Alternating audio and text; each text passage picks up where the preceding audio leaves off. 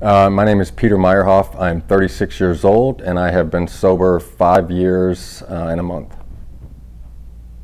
Just to give you a little rundown version of it, I was in 2 inpatient treatment centers before I was even driving. So I was in full-on rehab at 15 years old, left that one, tried using it again for another month or so, and then put me right back in rehab. And so I've been doing this since and I didn't start using until I was 15, so right away it got that bad for me. I was in treatment ASAP.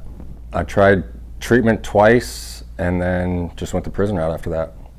It's easier to use drugs in prison than it is on the streets. Because out here you can get away from it if you don't want to be around it. It's not always in your face, and there you're around heroin and meth 24/7 pretty much, unless the yard's locked down. So it's never not there. I feel like in addicts we always have this, which can benefit us in the end, but it's this knack to figure shit out, and we always feel untouchable, and we always think that it can happen to him, but it's definitely not going to happen to me. So that was always my thoughts with death. It would never happen to me until my last overdose when I was full on dead. And yeah, so I was a year out of prison, just got done doing a 12-year prison sentence. I was locked up from spring break my senior year of high school when I was 18 years old, and got out of prison a month after I turned 30, so 12 years straight. And was just drinking and partying because I was entitled to do that. I'd never been to a bar or a club before, so I'm coming out of prison, I'm full on entitled to drink and not drugs, excuse me, but just drink and party and have fun, because I missed out on all that. And alcohol, I always share this with myself. I was never one of those closet drinkers or drink every day or drink by myself. I just like to party and have fun. Drugs were a lot worse for me than the alcohol thing was, but my problem with the alcohol is once I get that, I get the fuck-its, and I don't care, I'll say yes to anything. And my overdose, I was just at a bar for a birthday party in the afternoon, and we're drinking. Don't remember leaving the bar even. The next thing I remember was waking up in an ambulance on the way to the hospital. And I came to it, and some of the stuff's still foggy, but I remember coming to, and I asked the paramedic next to me, like, what the hell happened and what I'm doing in there. I didn't know if I got in a bar fight or something. And he's like, you overdosed. And I remember telling him I don't use drugs anymore. And he's like, well, you did today. And just put my head back and going to the hospital in the back of this ambulance, and I'm like thinking, I'm on parole, I'm going back to prison. Like, what a fucking idiot. Like, when am I ever gonna learn? I'm, at this point, 31 years old, out of prison, made it through the 12-year prison sentence and almost killed myself less than a year out, and I'm like, I'm just mad at myself, and almost just sad, and I feel like I was shorted with like a part of me inside, and I felt like everybody else had this part with life, and I was missing a piece of life there, And I remember in the hospital, I was like kind of in and out of consciousness, and then I remember hearing my brother out of in the hallway on the phone with my dad. And my dad got 25-ish years sober. He would have over 30. His only relapse was the night I got sentenced to prison for 12 years, and he relapsed, I think, 15 years sober right then. Drank in a hotel room by himself that night. And I remember yelling at my brother because, of course, I'm like, don't tell fucking dad. Why are you telling dad? Like, I want this shit on the low. I don't want my family to know I just got out of prison, almost killed myself. And then the doctor comes in, and of course myself, I'm thinking I'm untouchable. This was just another little overdose. I've had 4 of them before. This is just going to be like any other day, And the doctor comes in, and I kind of learned how bad it was, When they found me, I was full on dead. Heart wasn't beating. They brought me back to. By the time I got to the hospital, my heart was only beating 6 beats a minute still.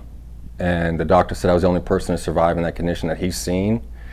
And that was just a moment, I sat in that hospital bed, and I just remember thinking, like, fuck it, like, I'm done playing tough guy, like, this shit's gonna fucking kill me, and I'm not gonna let this shit kill me, and I just had a few long talks myself that night, but serious talks, not like the brush it under the rug talks where you're like, I'll figure this out tomorrow or something like that. Like talks like where I'm like, you are seriously gonna fucking kill yourself if you don't figure this shit out, And I called my dad's buddy the next day to take me to a meeting, and they were expecting me. When I got out, I just needed some good people in my life. I didn't know people that were sober out here. I didn't know anything. I was, after the 12 years of prison, I always say they just release you out here and like just figure it out, And so yeah, I've been sober since then. That was 5 years, July 30th of 2016. I thought probably I'd just be able to be a professional at schmoozing people over, letting them know I got this under control and doing this here and there. And but yeah, honestly, I mean, the few times I tried, it was just too hard for me. Honestly, that's what I thought. It was just too hard to get sober, and it was just easy to go back to using. So being honest, no, I didn't think I'd ever get sober. The biggest thing for me, I feel like, is honestly just it. I mean, it might sound corny and cliche. It's just believing, dude. I thought that even if I got sober, I was still going to struggle with the addiction thoughts every day. So even if I got sober, I didn't want to deal with that shit. You know what I mean? I'm like, so my mindset was, even if I got 6 months sober, I'm still, when I get mad, I'm going to have to fight off the fact that I need to go use, or I want to go get high, or I want to go drink, you know, and I never thought that would go away. So it's just, more than anything, I would feel like it's just realizing that that shit does go away, you know, and there is solutions to all this shit, you know. People have laid out the foundations for us for a long time before this, you know, and if you just follow this shit and realize that you're not the exception to the fucking rule, because we all think that, you know. I clearly thought I was the exception to the rule, you know, and none of us are. So the biggest thing for me is just probably just believing and knowing that it's actually possible, because for myself, if I even think something's possible, I'm gonna, like I said, we have the knack to figure shit out, you know what I mean? So as long as it's a possibility, I don't care if the chance is a 0.001% chance, if there's a possibility, I'm gonna make it happen and figure it out. Human connection is everything, you know. A lot of the times when you're in prison, you know, maximum security, I used to always say that, like, you don't touch a human being, you know, so you'll spend years in there without. The only time you will touch a human being is when the COs brush up against you and they're unshackling you or cuffing you up and they're letting you out of your cell, you know. So human connection's huge. I really try to take advantage of it, you know. If I'm doing something, I always try to get on the phone with another like-minded person that's sober, just to pick their brain, check on them. You know, I called DJ Cruz today, driving home from a lunch meeting today, just to, you know, it's human connection's huge, and we all. One thing you got to know is we all got each other's back out here, and you don't have to handle anything alone. You know, it's like in prison, I had to do it all alone and figure it out, and that's one of the last things I'm trying to learn right now, is that I don't have to do all this shit alone, you know. And she tells me that all the time, you know, like, you're not in fucking prison anymore, you know, like, I can ask for help, or I can talk about things, you know, and I'm not used to that, you know. Like, if I was upset or depressed in prison, I didn't fucking say shit. I was just mean as fuck that day, you know, and you knew to stay away from me. You know, I don't think that I can, oh shit, I can talk and like figure out what I'm upset about, or I'm just learning now, like, anxiety is a big thing for me, and instead of me, like, I'm used to being angry, so anytime I feel anxiety, I turn it into fucking anger, you know, and it just turns me into an angry human being. And how could someone that's been through the shit I've been through be angry out here, you know? But it happens. So another thing too is, even if you remove the drinking and alcohol and drugs, it don't stop there, you know. When I removed that, I realized now even more than I did back then that my head's more fucked up than even the drinking and using drugs, you know. Once I removed all that, now I have to like do all the groundwork to unclogging all this shit that's up here, you know. And there's a lot to it, but I mean, if you just put in the fucking work and do it, anybody can do anything, you know. I mean, if I can get here to this point, there's no reason anybody else can, you know. My dad taught religious education growing up as kids, you know. I was a athlete, used to model, I literally could do it all. And grew up a religious family, not crazy religious, but we were definitely always religious. That was a thing. My dad would pray with us every night before we'd go to bed. When I got sentenced to prison for 12 years, I thought there was about a 2% chance that God was real, but my mindset was literally like, I need to pray just in case he's real. So that was my mindset. I prayed every night. I'm like, just in case he's out here, I'm praying, because I needed it to survive prison, I thought. And then I was in maximum security, April of 2011, watching the news in the morning, 6 o'clock in the morning. You know, maximum security, you can't even leave your cell for a second, but you still got to wake up at 6 a.m. just to sit there and look out the bars. And I was watching the news in the morning, and I saw the news of my cousin dying, got ran over by a drunk driver, Maricopa, on her Olympic bike, was the #1 qualifier for the Olympics, Duke All-American. She died, and I couldn't even call my family for 3 days, because in maximum security you get 1 10-minute phone call a week. So my phone, they reset every Sunday, so that Sunday my 10-minute phone call is gone for the week.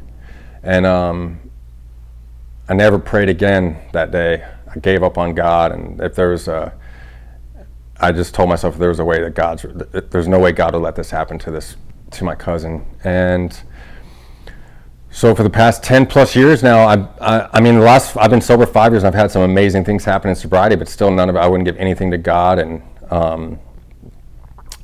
people that know me in recovery don't even bring up the word God around me, because I don't like it and never have. And you would lose interest. If we were having a serious conversation, you brought it up to God, I would literally just lose interest in it. So I walked away from my job a month ago to chase a passion of mine, you know, to helping others, and had a plan to try and do something with treatment centers, and got a huge wrench thrown in with that, like overnight, something I didn't even see coming, and I had walked away from a really successful career to do this. And within another couple days, I start catching breaks, you know. And I always say this: a guy like me is not supposed to catch breaks, you know. If I catch a break, I'm not usually good for another month or two before I catch another break, you know. And it's just like day after day for this past month, you know. And then I go to Hawaii, and then it's like I catch another break when I get back, and then it's like another thing.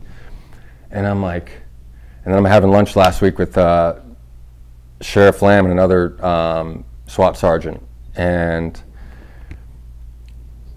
after that I get another guy reaches out to me. I live in Boise, Idaho, something that I've been wanting to do, and it was just like clockwork, man. And I'm like, so I'm sitting at home and I'm in my bed. It's last Friday night, and you know me, I want to take credit for everything. So I'm like sitting in bed thinking like, I did this, I did this, I did that, you know, and I got this to happen. And I'm like thinking, holy shit, man, it ain't me, you know. Like I don't catch breaks like that, especially that many in a row, you know. And I was like thinking, maybe this is fucking God finally showing me he's real, you know. And I had to walk away from my job to see this.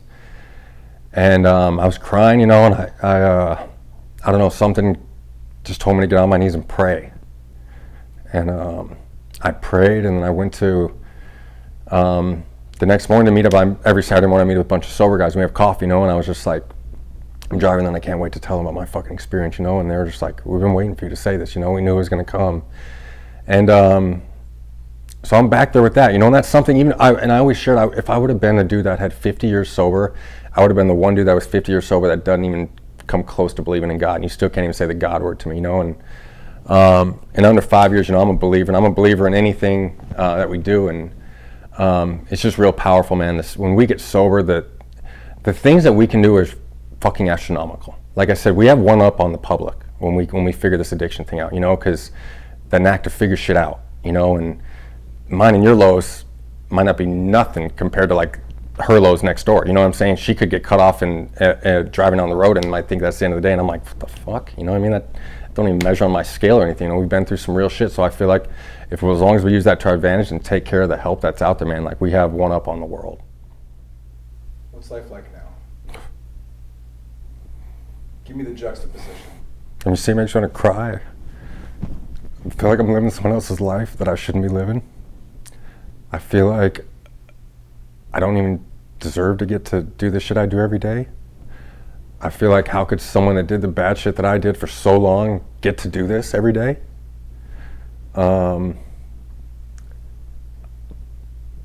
of me feels, it's just, I'm blown away, bro. Like, I say I'm living a fairy tale that I shouldn't be living, you know? And every day it gets better even, which is fucking the scary part, you know what I mean? And it's just like, I always say I'm living someone else's life, bro. Like, people ask me what I'm doing, like, I couldn't complain if I tried, you know? Like, I share, you know, when I was getting high in prison, I would always, and like really put thought into this. So this is like my mindset, right? So I would be getting high in prison, and I would try to live my, like, by commercials at a time, like minutes. That's how I live it. So if it was 9:30, 10 o'clock at night, I would try to fight it to just make it to the next commercial. So that's like another 7 to 12 minutes that I was awake, that I didn't have to chase dope or worry about dope because I was already good for the day. And then I was another 7 to 12 minutes that maybe I could sleep in the next day, 7 to 12 minutes longer. So that's 7 to 12 minutes I don't have to do the next fucking day. And I go from that to like thinking like, dude, I'm like in bed, like I cannot fucking wait to wake up tomorrow now. You know, and that's my life.